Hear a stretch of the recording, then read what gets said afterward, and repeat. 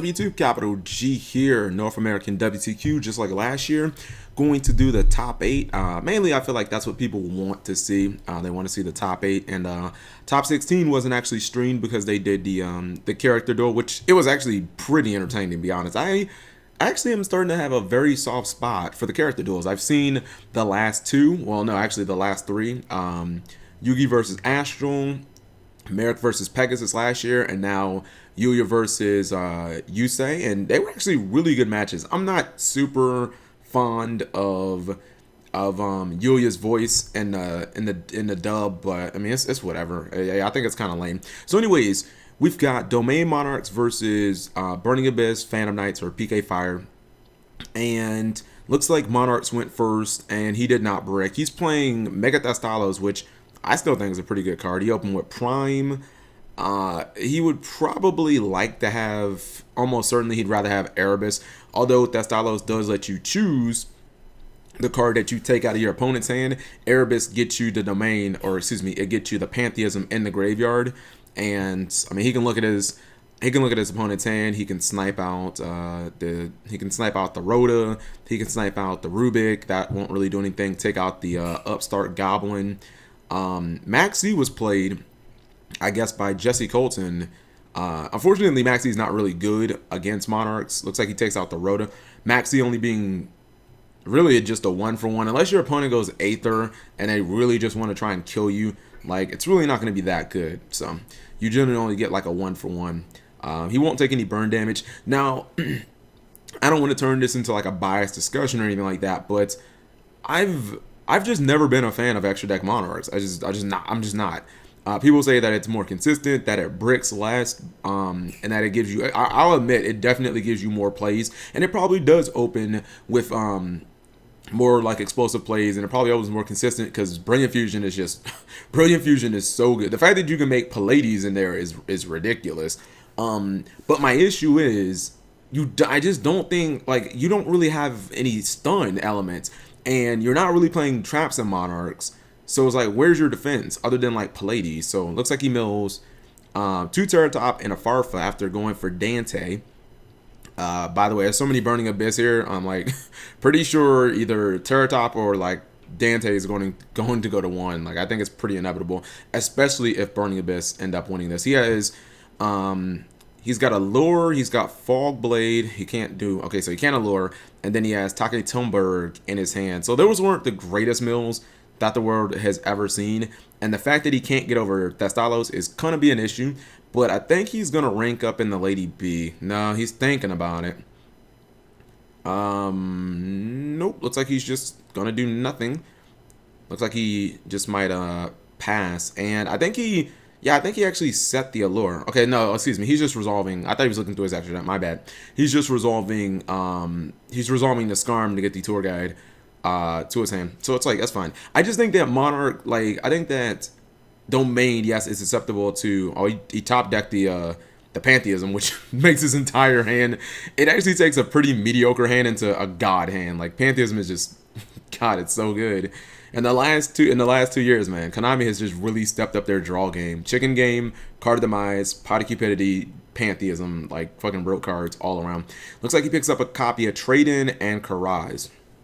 It's not super good, but you have to always remember when you Pantheism, you really get a 3rd card as well, because you just search another card. So, you know, usually that'll get you another Speller Trap, and maybe that can get you Tenacity to potentially get you another Pantheism so that you can just keep drawing more cards. Like, maybe he just wants to get rid of the Stormforth, you know, get a Tenacity and just get even more cards. Get yourself an opportunity for more.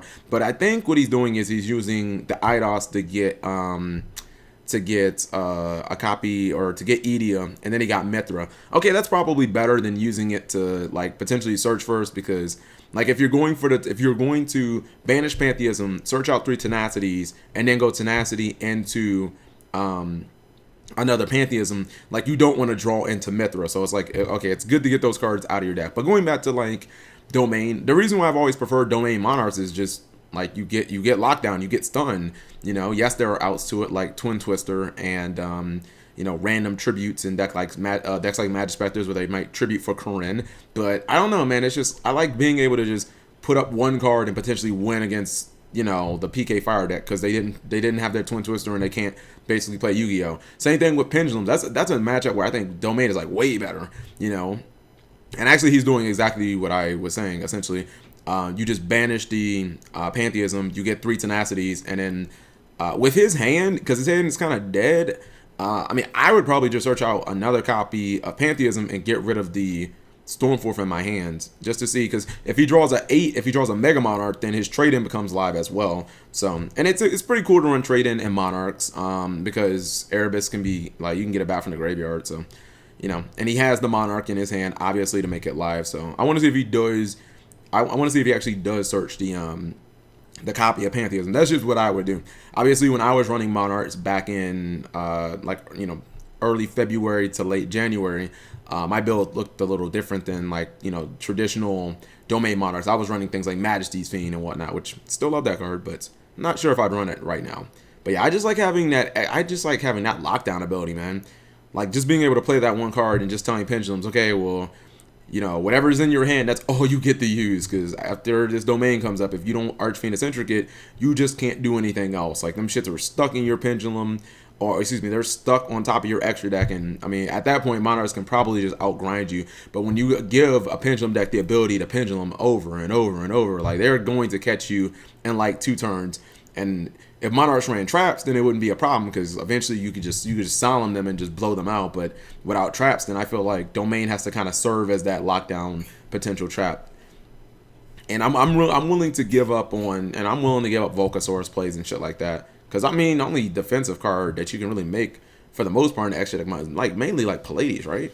Pallades, don't get me wrong, that shit's amazing, but I'd rather just have Domain. All right, so he did search out Pantheism. This is all fairly standard. I haven't touched Monarchs probably like IRL. I haven't touched Monarchs probably in like 4 months, but this looks no different than probably what I would have been doing back in like February, to be honest. The only difference is he's running Karaz instead of Majesty's Fiend, and he's he's got trade-ins in there. Okay. Now, I can't see what's going on because the cameraman, I don't know, cameraman, please, why are you showing? The trophies are very legitimate. Those look nice. Those look way better than I would have anticipated. Actually, almost looks like the trophies are sitting on like a Wii U. Like, it kind of does. I was like, are they getting Wii U's too? Are they getting like white Wii U's or something like that? But, or just regular Wii's. But I don't know why the cameraman is, as a duel is actively going on, he is showing the trophies that they can show pretty much at will in between duels, because there's a lot of downtime during this tournament, almost too much, and there's almost too many ads going on. So hard for me to see what he actually did, if he summoned Karaz or what play. So it looks like he played the Pantheism, he discarded the Stormforth, and then he drew Karaz, or no, excuse me, he drew Escalation and I believe Mithra. Or now he must have gotten Erebus, because he didn't have, I don't think he had Erebus in his hand before. And now again, I can't see. I'm just gonna turn the volume up, because I don't know why the cameraman, I mean, maybe they got a cameraman from like straight out of college or something. He doesn't know how to operate a camera. But why they're so far back, I have no idea. Okay, so I think he's summoning Erebus.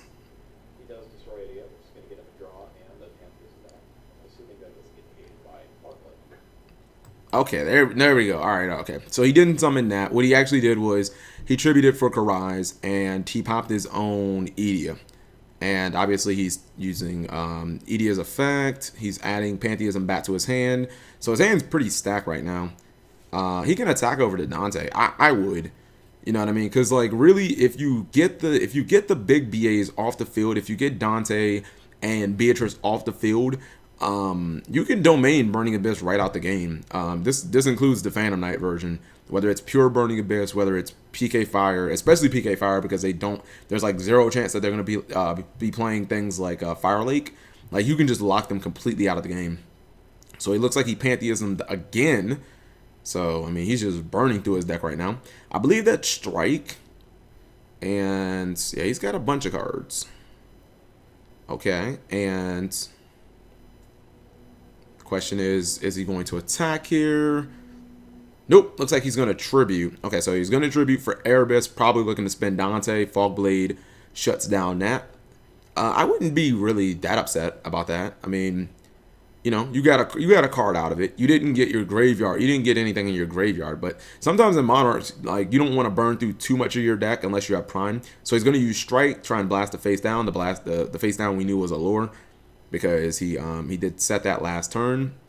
His hand is a little monster flooded, but I don't know. And like, I feel like if he had a domain right now, he'd just be set. Like, he could just attack Dante and he'd have 2 tributed monsters, so he really wouldn't have to worry about anything. Okay, so he's going for Prime now. Okay, gets to Prime in defense mode, and he's now looking at his graveyard. I think he's looking to see what BAs are in the graveyard because he's probably planning on swinging, which he does, and he's just trying to figure out, okay, what can this guy get back? So he's going to get back Skarm. Keep in mind, he does have that, still has that Tour Guide in his hand, so Tour Guide will probably be normal summoned during Jesse Colton's turn. I think you pronounce his name Admusa Williams Adame. Yeah, that'd be my best guess. If I mispronounced it, my apologies. Okay, so it looks like he passed to PK Fire. And PK Fire is probably going to draw. I would expect him to normal summon Tour Guide. The Monarch player doesn't have anything in his hand. He doesn't have Maxi or something like that. If he had Maxi, I think Jesse would keep going because he kind of has to, right? Like, you can't, I mean, he's got, even though Fogblade's on the field, he's got 5,600 plus a 1,000 attacker, which is really more of a defensive card than Prime. So I think he'd keep going. He gets the Seer off of the Tour Guide, and question is he going to go for Dante? Does he even go maybe with a little spicy Acid Golem play to get the Thestalos off the board? Nope. He goes for the Dante. He mills a Fog Blade. I think that's Ragged Gloves and Effect Veiler. Main deck Effect Veiler. Interesting. I don't know if I'd like main deck Effect Veiler. I mean, it's obviously fantastic against Monarchs. No one's questioning that. But, you know, I look at it against Cosmo and it's practically useless. It's not like you can use it on the big spaceships. You're not going to ever, well, I guess Slip Rider, but you know what I mean? Like, is it really that important? He discards the Skarm, goes for Lady B, and maybe thinking about running over. I'd at least run over Prime just to get off the board, you know, at the very least. Nope, he's gonna crash with Thestalos. Nah, that's the best. Yeah, that's the best play because then he can get Jericho Dante out.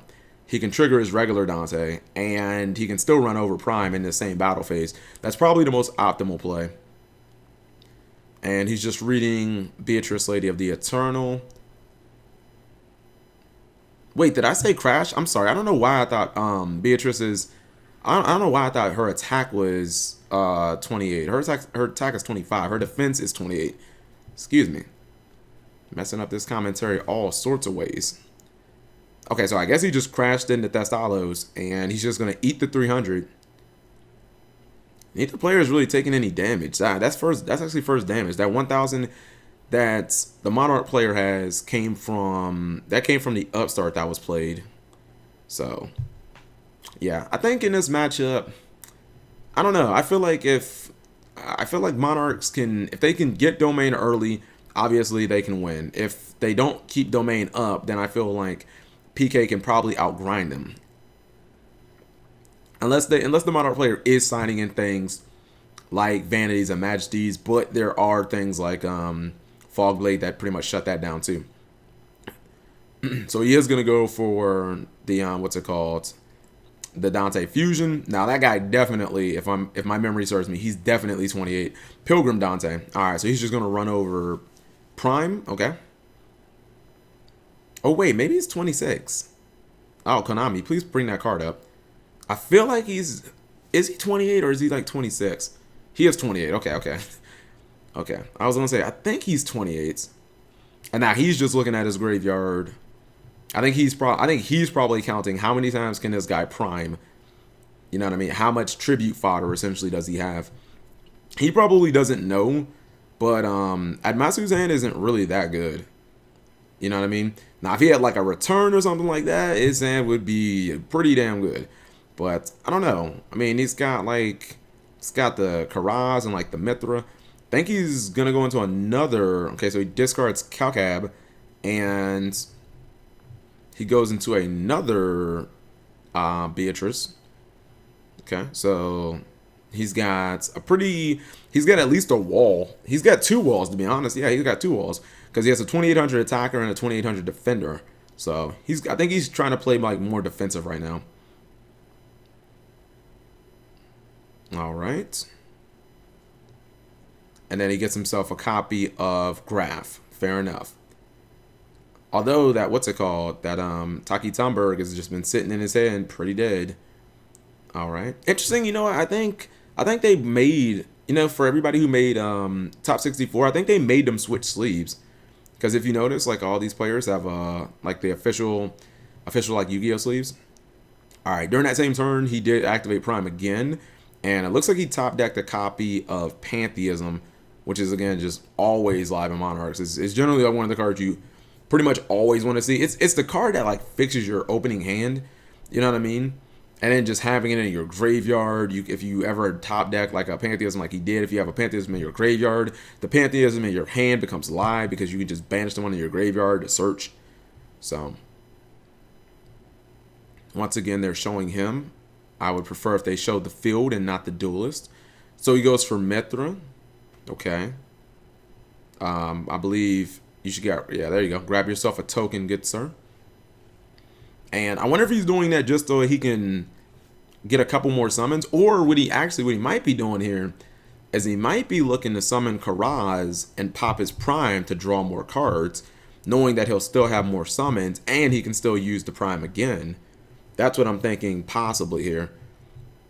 Nope, he is going to activate the Pantheism. Now, see, here might be a good time to just search out Domain. Because if you search out Domain, you can just play Domain and you can just blow up Beatrice. And Beatrice can't summon Beatrice can't summon, what's it called? Beatrice can't summon the Dante because you have tribute monsters. And obviously, PK Fire is not going to have those. And that's what he's doing. He's searching out Domain. I think the Monarch player is asking him, or I think the PK Fire player is saying, hey, show me 3 copies. But yeah, I mean, if you're playing Domain, yeah, there you go. I think he was just saying, show me the 3 copies, making sure that you have 3 copies in your deck. If you're playing Domain Monarchs, like, run 3 copies of Domain. It's really that good of a card. But if I was him, here's what I would do. I would play the Domain. I would tribute the Mithra. And then I would probably blow up my Prime and the Lady B on the field, because Lady B won't be able to summon another Dante Pilgrim.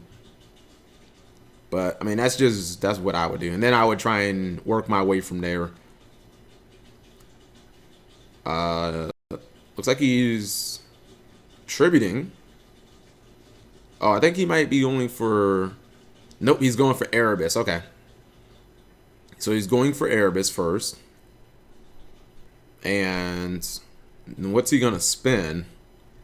I might spin the Dante. I mean, you can crash it, but then your opponent gets to take like a card out of your hand. I don't want to deal with that. I'd rather just spin the Dante and just like not even have to deal with it. Okay, so looks like Beatrice used her effect. I think Beatrice did use her effect. Maybe he might. I think maybe he's trying to go for like a Farfa play here, or maybe he might be trying to go for Alec. Here, let me turn it off. What's it called? Let me turn it off mute so I can figure out.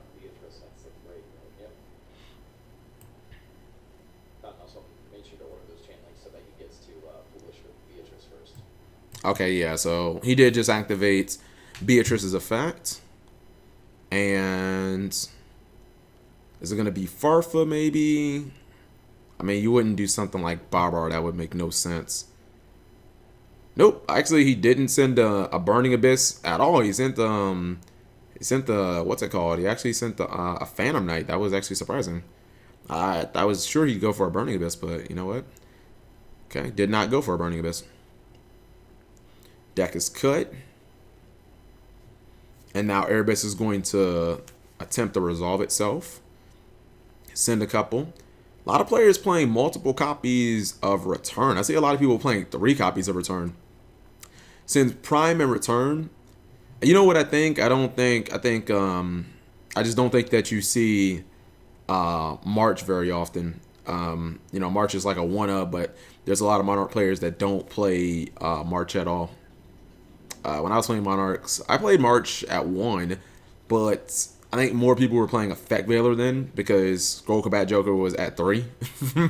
The terrors of full power performances and pals when 99.9% of the time they opened with Joker or Monkey Board, and that got them Joker. That was like, oh my god.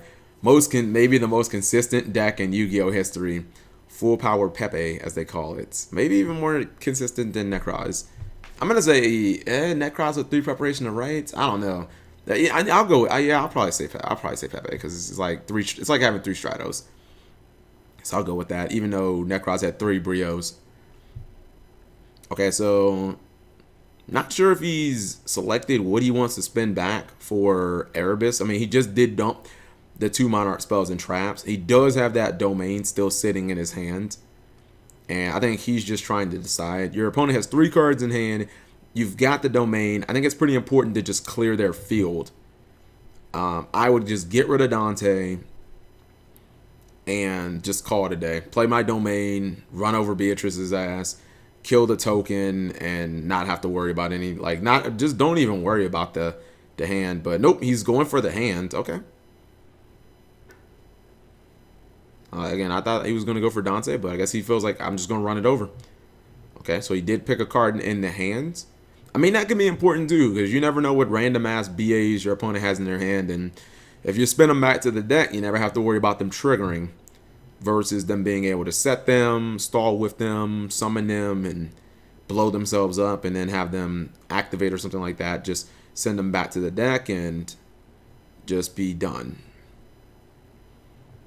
All right. So now, is it time to just go ahead and play that domain? You know what I mean?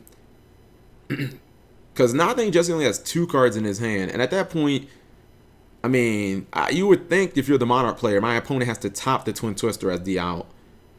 You know what I mean? You would. That's what I would be thinking. I'm like, okay, so he's going to put Erebus back in his hand. He gets another summon this turn, too, because he did tribute Mithra. All right, he finally plays the domain. That's what I'm talking about. Now it's time to lay off the smackdown. Okay, so it looks like he's reducing levels. Okay, I think he just made Erebus level 6. So I guess he just wants the Erebus a couple of times this turn. I mean, that might be how he plans on getting rid of the Pilgrim Dante, or maybe he's just gonna run it over. I don't know. If he empties out his hand, Pilgrim Dante really won't matter that much. Or if he's okay losing a card, you know, I guess it's not gonna matter that much. And he's probably gonna dump a Return and maybe like a Stormforth. Stormforth at this point isn't that useful, so he dumps a domain, and I believe that was a Return. All right, now it looks like he's ready to select what he wants to spin. Reno. Yeah, that was a Return and a domain. He is gonna go for Dante this time. Okay, Dante goes back. So I mean, he had. I guess we had the same idea. Get rid of the Dante. Don't let Dante hit a card out of your hand. Just get rid of it. All right, now he's going into battle phase. He runs over Lady B. Lady B will not activate. He won't be able to get that Dante back because keep in mind that, keep in mind that domain is on the field. Clearly he controls 3 tributed monsters. So there's that. Farfa is added back from the regular Dante. And now, see, this is why I prefer domain Monarchs over like Brilliant Monarchs or Extra Deck Monarchs, because you can, while your fields are much simpler, you get fields like this. You get fields of 2 big ass Monarchs and a domain. Oh, you don't have Twin Twister? GG. You know what I mean? Like, you're not gonna summon anything bigger than my Monarchs without going into your extra deck. If you play these decks like PK Fire or what's another one? Well, these aren't really part of the meta anymore, but like, you know, so Tellar Knights and Shadows and stuff like that. Those are, you know, Duelist Alliance decks. But those decks, Yang Zings, like they have to go to their extra deck to get over. I mean, well, some of the newer decks too, like Metaphos, they just have to go to their extra deck for the most part to get over these big ass Monarchs. And if you just deny them that access, then they're basically left with just a few outs. Things like Regeki, things like Twin Twister, Mystical Space Typhoon, although not a lot of people run that anymore, but maybe the Mirror Force cards, but I don't know how many Burning Abyss players use Battle Traps. I don't think many. Well, you might see it more in pure BA, but and Phantom Knights where you can search out your Fog Blades, I really wouldn't think that there'd be that much of a need. So I see a bunch of cards in, like if you look at Jesse Colton's hand, there's a lot of cards in his hand, but they just don't do any. Like they just don't do anything when there's a domain. Like you see he's special summoning every Burning Abyss that he has. And then he just has to pass. Like, this is the power of domain. Like, yeah, you can special them all, and all I have to do is just keep attacking them, and eventually I will whittle you down, because while you can Farfa me, and you can do all these other things, you can't stop this domain. Unless you get that Regeki or that Twin Twister, I can just keep attacking, and eventually Monarchs will outgrind Burning Abyss then, because your floating Burning Abyss effects don't mean anything at that point. You can only use one Seer and one Graph per turn. So once I get around those, what are you really doing? Because, I mean, he has the 3 best Burning Abyss in the deck. The main deck anyways. I'm not saying they're better than, like, Dante or anything like that. But he has the 3 best Burning Abyss that you can basically have on the field, and they're just not going to do anything. Looks like he's still banishing. Yeah, at this point, I mean, I think that Jesse's probably on the clock. I think he has about probably 2 turns. No, I think he has 1 turn. I think during his next turn, he needs to kill Domain or he's going to lose. Because now, Monarchs is kind of like, at this point, Monarchs does start running out of resources. Not really monsters, more your spells and traps. That's why I like to play 3 Prime, so that I can get, like, I can just put all those cards back in my deck and just draw.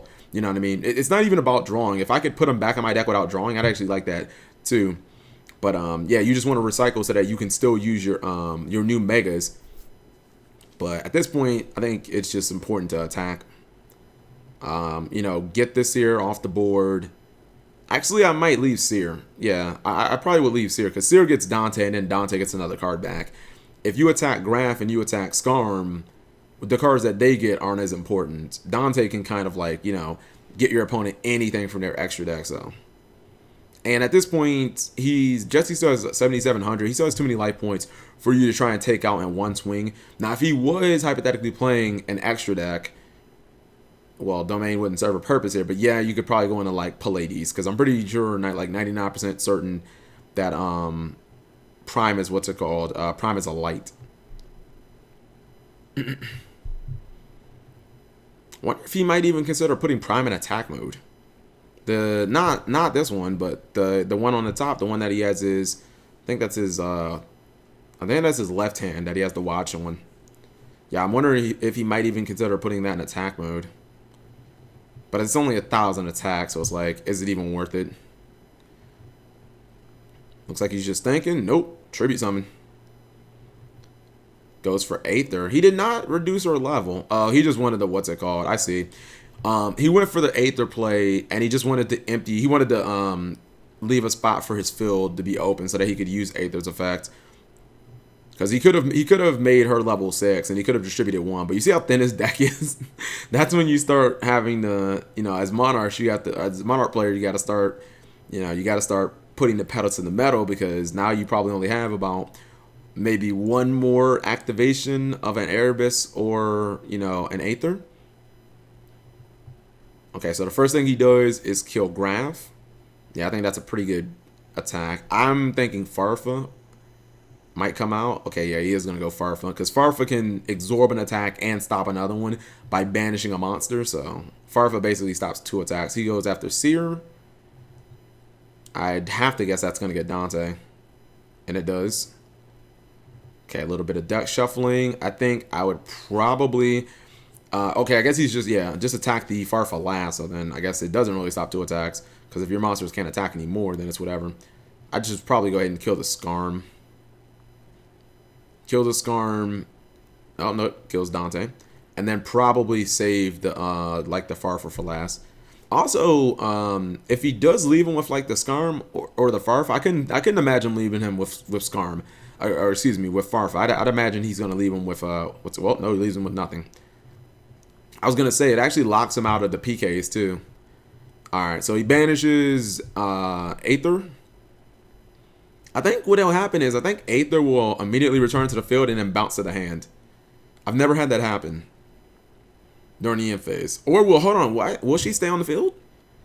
This may be like a Yosenju type deal where I know if like you normal Yosenju, and I think if it gets like banished and then it comes back, I think the Yosenju doesn't return to the hand. I'm not 100% sure about that. I'll wait to see how this plays out. I'm just saying this because I've never had it. Yeah, I guess she doesn't.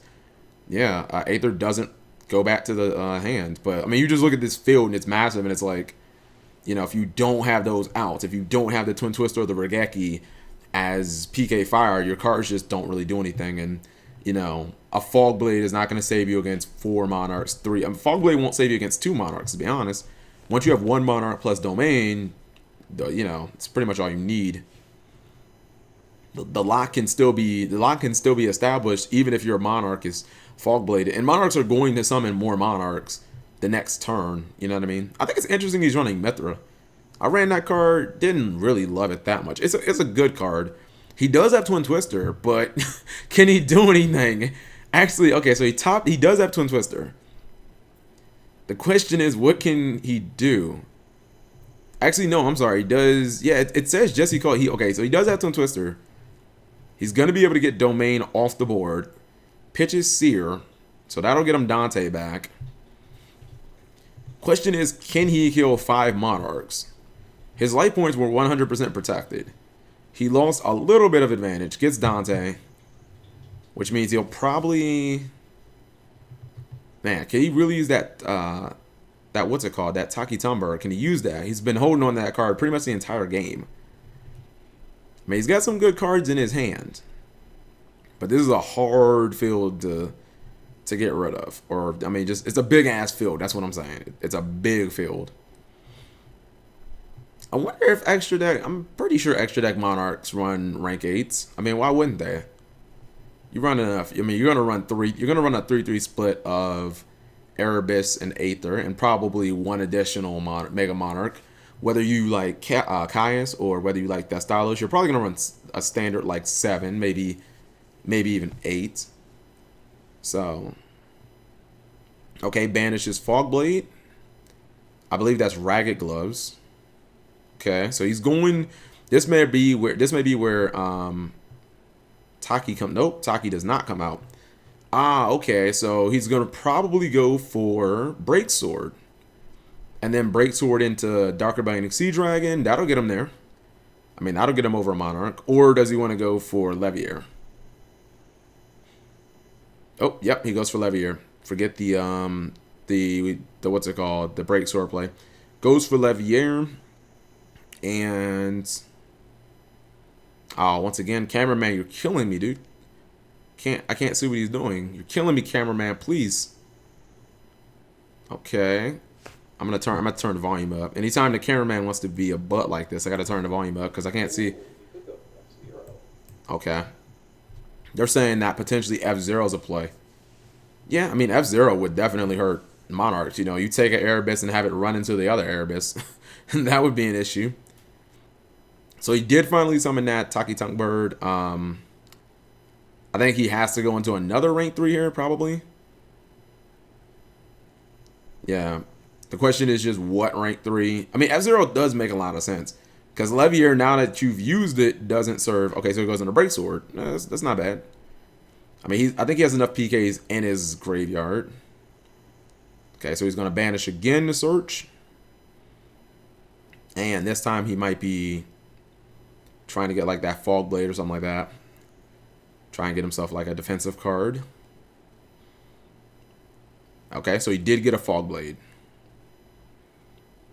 Man, you just look at this duel and you're like, whoever draws Regeki first definitely wins.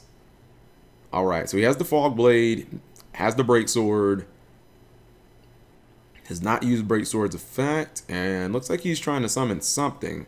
No, he doesn't. He just sets. Okay, he didn't opt to use Break Sword's effect. No, okay, now he's using it. Okay, I'm like, I just found it weird that he set, okay, oh, I think he's using it on Fog Blade.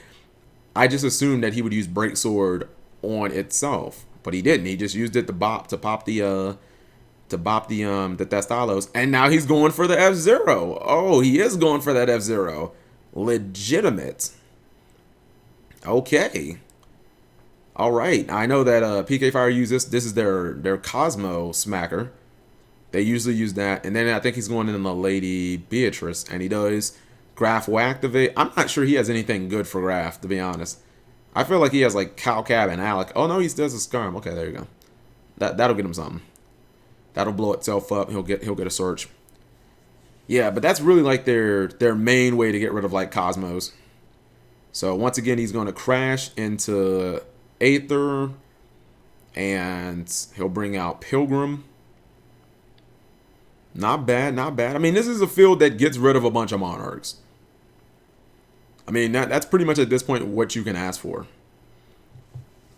Now, at Musa he has 1 billion life points.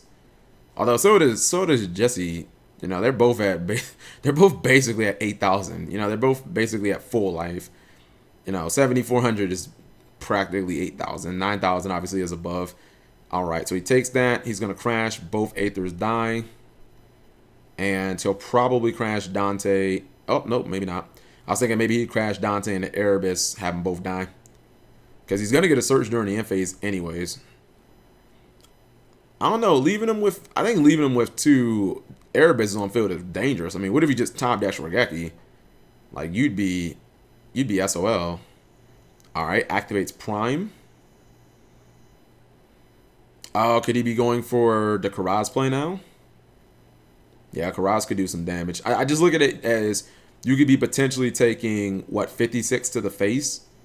You know what I mean? Like, I don't know if you want to put yourself in that position. And I think he actually top decked the 3rd Aether.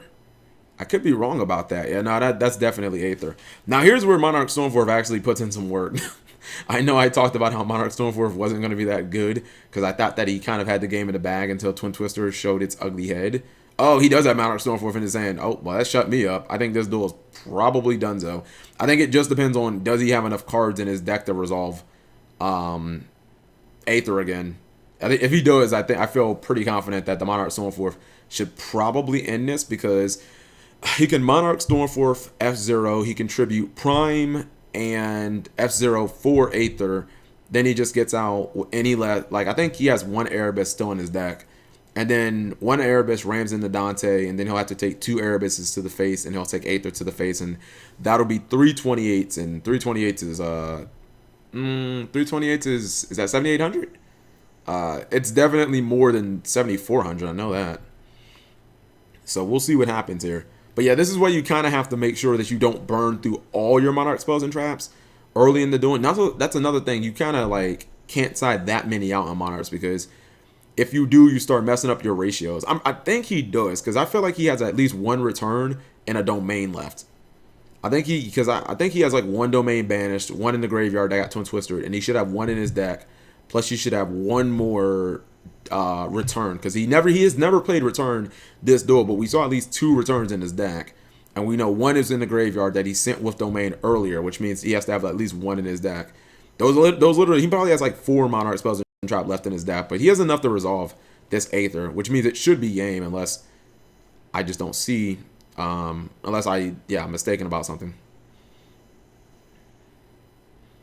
Okay, so he's looking through his deck. Both players look, what's it called? Both players look concerned. A little bit of thinking going on here. And also, after this match 1, I know when they're probably signing, I'm going to probably skip through that. Oh, no, he's using Prime first. Okay. It's never a bad time to use the Prime. Never a bad time to use the Prime. Now, what's going to be the play here? I mean, I'm pretty sure that Monarch Stormforth is going to be played. Because that just gets rid of the F-Zero. Like, that's your best way of getting that off the field. Okay, so there's the Stormforth. And nope, he goes for Karaz instead. And Okay, so he blows up Jerry Curl Dante, and I think he's trying to blow up Prime as well. Keep in mind, Karaz can't attack, though, so that's why I think it's kind of weird. Alright, so... No, I think he's actually just blowing up his 2 primes. Yeah, he just blows up his 2 primes to draw 2. Gets another Stormforth and a return. Okay. But here's the thing. Where do you go from here, though? Do you just attack into it? And just keep your Erebus on field? Keep your... I think maybe he was trying to draw into another domain. Like, draw into that last domain. I think maybe that's what he was... Okay, so I think he's counting his deck, and I didn't see right there, but it can't be more than, like, 8 cards. And I feel like that last domain may be in there. I could be wrong. It could be in the graveyard. It could be Banish or Prime. I think Jesse is like, okay, what do you have left, potentially? We know that he has Return, which is probably not so good now, so late in the duel, where he only has like, 8, 9 cards in his deck. He has the Stormforth, which obviously is lying because he has Aether in his hand. And he has an Eidos as well to get him another summon, potentially. Okay, so he's using Pilgrim's Effect. And I think he just banished the Dante. Yeah, I think he just had, hold on, I think he just had Dante banish itself. That's interesting. Then he gets a direct attack with both those. So that's a lot of damage. That's 56. Huh. But the life points don't matter. You're right. Your opponent runs out of cards. Interesting enough, he banished his own Dante. Is he potentially trying to go for like a stall play here? I don't know about that. Because, I mean, he has to take 56. The Karaz can't attack. But you're taking 56 to the face. So you're going to be at what, like 18, I think? I have to wait until they update the life points. But, I mean, you're seriously in the danger zone now. That's what I'm saying. You're at the point where you could easily lose. Looks like he's going to set the Stormforth. Maybe even... Okay, so he's not setting Return. Yeah, he did banish his own... He banished his own Dante. And I'm not sure what that spell is. Okay. Discards Seer. I think he drew Alec. Gets Dante. Yeah, I think he might be banking on being able to stall here. Thinking, okay, maybe this guy probably has a couple of dead cards. If I can just stall with my Dantes and my Seers, then I can deck this guy out. Because I'm probably not... I think he thinks that he doesn't have enough damage to do 9,000 through, 3 Monarchs without Regeki. Regeki is obviously a card that you can't account for. Although I think he just counted his deck and, was thinking, okay, how many cards do I have left? Yeah, this has definitely been a super grindy game. Like, I wouldn't be shocked to see some serious floodgates come in. Mask of Restrict and... although I guess Monarchs maybe Stygian Dirge, make everything level 2, and then just say no, you can't exceed this game. You have to, basically only like synchro into Virgil. Although, yeah, we did see a Rubik. Yeah, he's playing Rubik. We already saw Virgil too. So Stygian Dirge might be the card you side in if you're Monarchs against PK Fire, make everything level 2. And then the obvious obligatory Mask of Restrict for Monarchs, where you can't tribute summon, can't basically play. I used to side BLS in mirror matches just for that, just for Fog King. So if somebody summoned Fog King against me, I could still put a monster on board that was big enough to get rid of Fog King, either run it over or just banish it. Because if you storm for a big Monarch and you summon Fog King with it, it's generally like GG in the mirror match.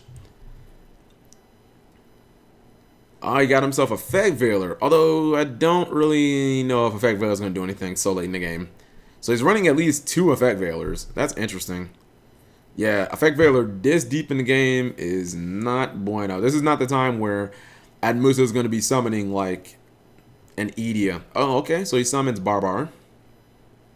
I believe that was off a Libix effect. So I think Barbar does not have an effect on field. That's why it's not blowing itself up for anybody that's like, hey, Chet, that's supposed to blow itself up. don't believe that it is going to actually blow itself up because, again, I think it was summoned under Libic. Libic is the card on top of his deck. And then he summons, I believe that's Boots. Okay. Rank 3 up. What is he going for? This might be the play for... Oh, he goes for, okay, so he goes for the Super Quantum. The Grand Pulse. Alright, just, I guess, wants to pop. He can totally chain that, because he has Aether in his hand, and he surely has enough cards in his graveyard, enough random spells or traps where he can just banish one. He does chain it. So, he could potentially summon Aether and just, like, not use the effect to get rid of the Dante. Or maybe to get rid of the other Dante, the regular one. When I said the Dante, I was talking about the Jerry Curl, the Pilgrim Dante. A lot of 28s going on the field.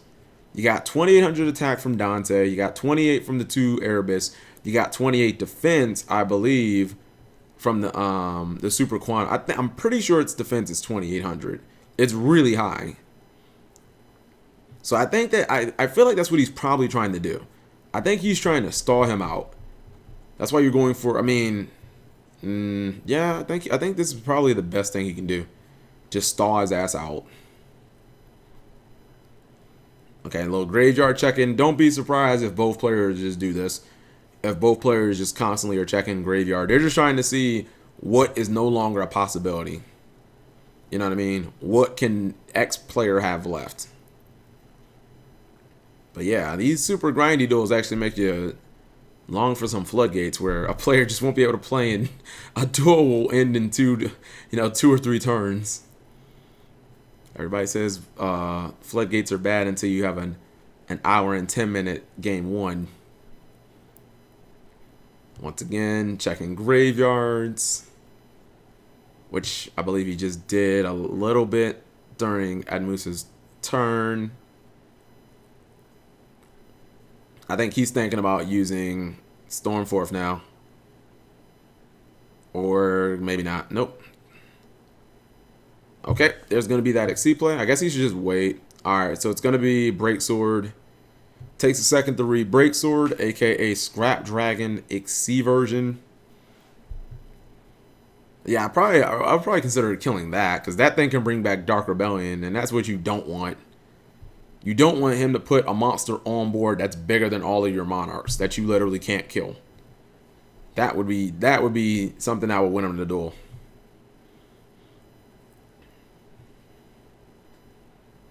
Okay, so he's probably activating.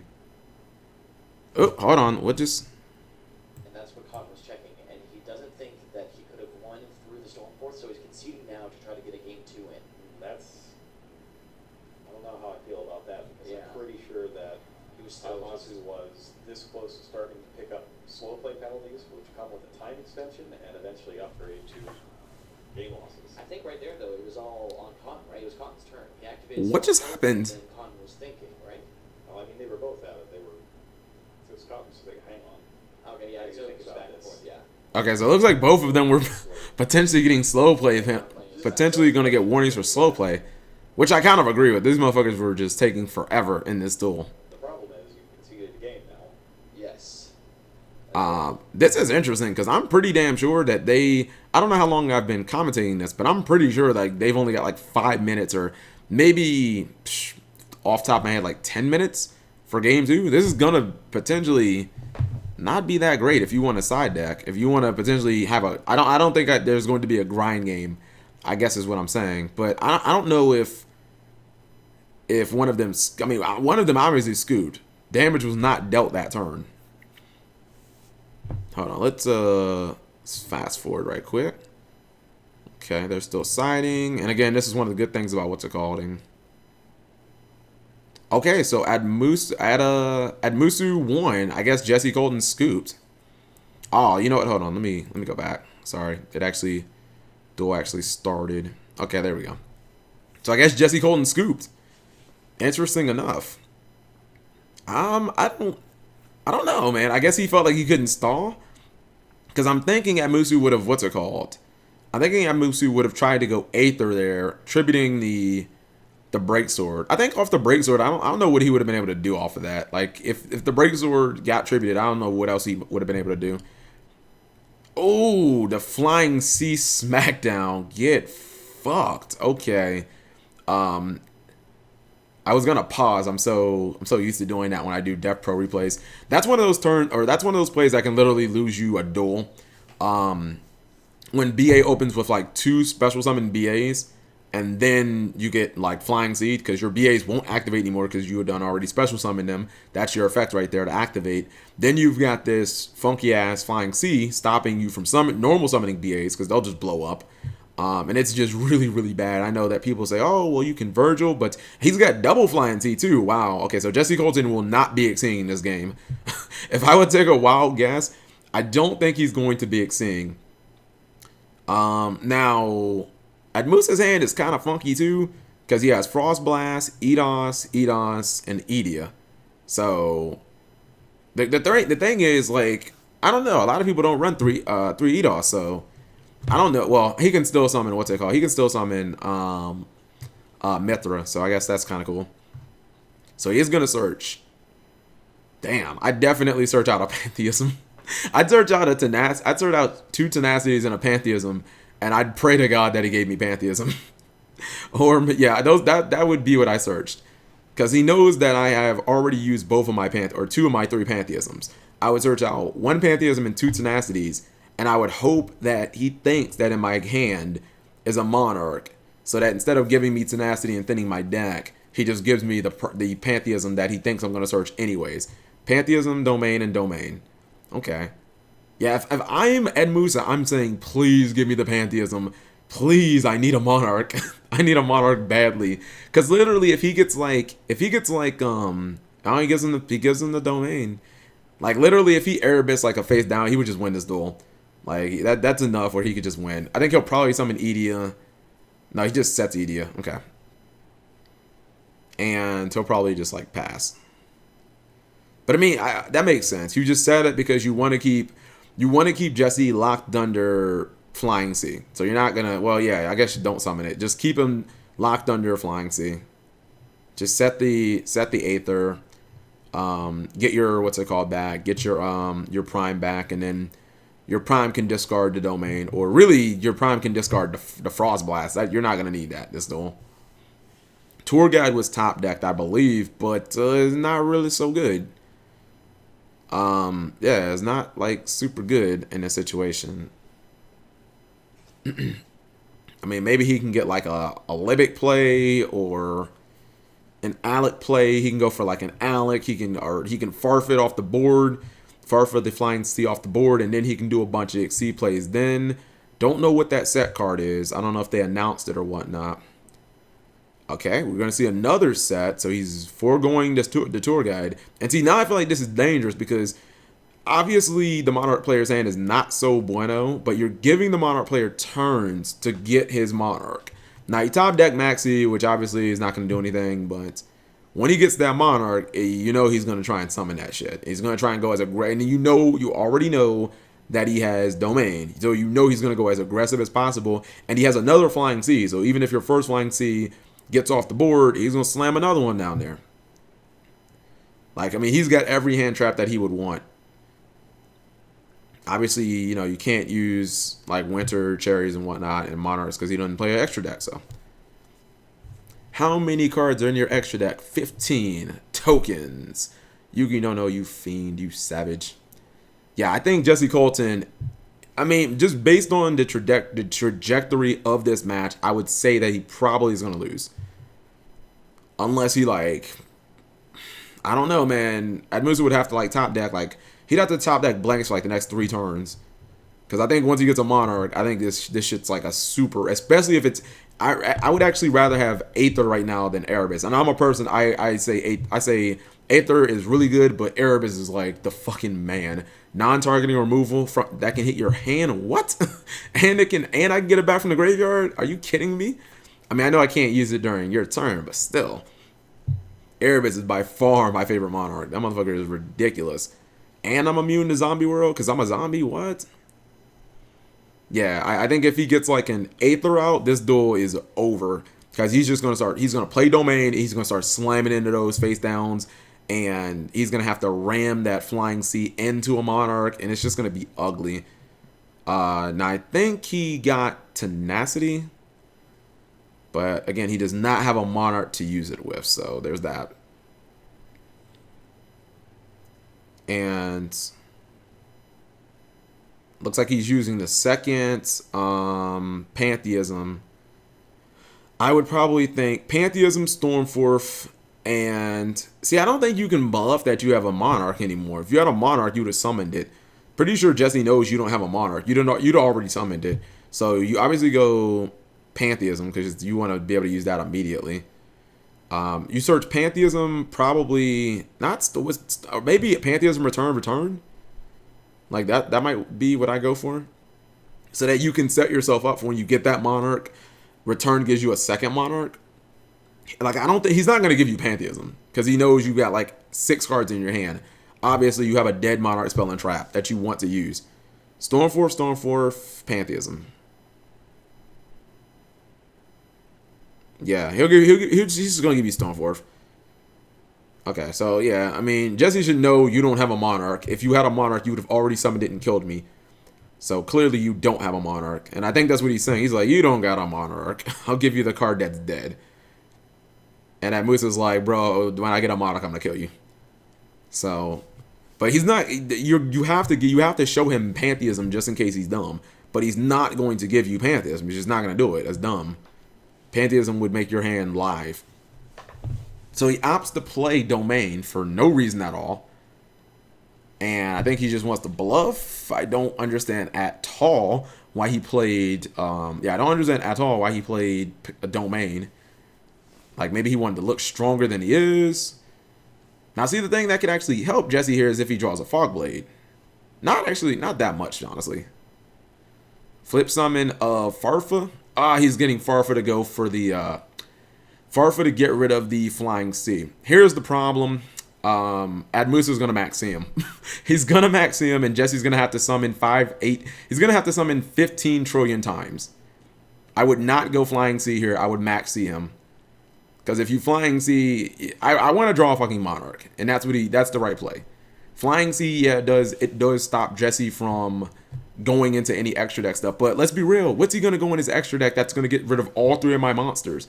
Like, I want to draw a Monarch so I can just win this duel. Because once he draws a Monarch, it probably gets game over. I wouldn't even Flying Sea. I don't think there's a reason for him to Flying Sea. And I think he just got Erebus. He does Flying Sea. Also, I think the second Flying Sea will be 100% trapped. Or I think it'll just go to the graveyard, right? I don't know if it'll stay banished or what. I wouldn't have Flying Sea there. I just would have let him keep summoning. I just would have taken all the cards that he gave me. Because eventually, I guess you've already drawn your Monarch. You feel comfortable, but you're not going to get OTK through 8,000 life points. Like, I feel pretty confident in saying that. Not through 8,000 life points and 3 monsters. Like, that shouldn't happen. But I think that Jesse's like, I can't really do anything. And it sucks that he just doesn't have any monsters either. Or excuse me, he doesn't have any traps. Like, you would have thought that maybe he would have drawn like a Solemn. I don't know if PK Fire, a lot of players run Solemn because they've got a searchable Fiendish Chain. But I mean, using Solemn might have been worth it on either the Maxi or the Flying Sea. Okay, so flip summon of Skarm, which blows itself up because of everything on the board. Whether it be the Torgat or the Flying Sea. Actually, that's a really big mistake because now the Flying Sea comes back. Now you're under 2 Flying Seas. Again, personally, I don't think I wouldn't have Flying Seed there. I just would have saved it for rainy day. You know, you never know what can happen. I guess no. Okay, maybe because I think maybe he's like, oh, what if I max him and he Regekis me and he just says YOLO and he OTKs me? That might have been a problem. That might have been why he didn't do it. You know, but generally you don't expect the Regeki. Like, if he's gonna Maxi, if he's gonna OTK you through Maxi and through 3 face down monsters, more power to him. I just don't see it happening. But you know, the Regeki is obviously a problem. So if your opponent Regekis you, they get rid of all those monsters. It doesn't matter if they trigger or not because you're just gonna die. Twin Twister to get rid of that face down, which is a Fog Blade. And now he can feel comfortable playing his Monarch. All right, he shows him, and looks like he showed him the Mega Monarch. He made it level 6, and Jesse just scoops it up.